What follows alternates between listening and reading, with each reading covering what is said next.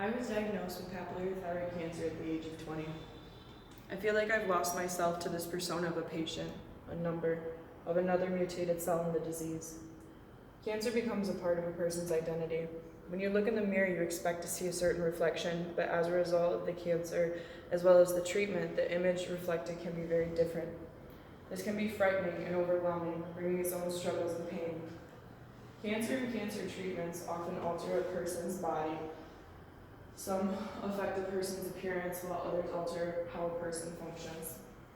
Some changes are temporary, like hair loss, and fatigue, and weight gain, while others can be more permanent, like surgical scars.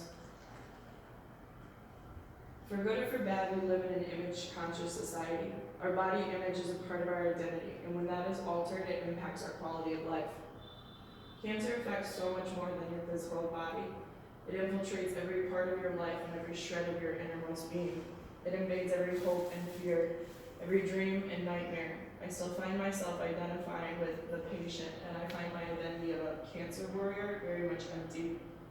This void fills us up with fear, bitterness, anger, sadness, grief, and any dark emotion that can drag deep down. And this makes me tired, so tired to live this way every day.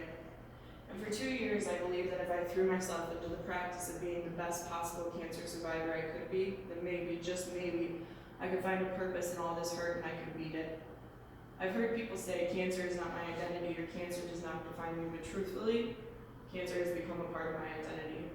It's an identity I built up, a growth using my host, a molding persona that planned to take over. It's easy to allow a persona to build around you to protect the vulnerability we feel, to fall victim to the projected roles we play. We lose balance, connections, relationships, and we lose a sense of our own reality. These personas act as a blister, a band-aid separating our weakness and illness from the rest of the world. I created an identity for my cancer. The psychologists and all the coping with cancer books say it's easier to name your illness. It's easy to blame something that has personified. It's easy to be mad and swear out something with a real name. I named her Carmen. Carmen, my carcinoma. What a bitch. Carmen has canceled many evening plans and has made me sick and late to class. Carmen has caused me to lose many opportunities. Carmen is in the back of my mind every time someone tells me something great.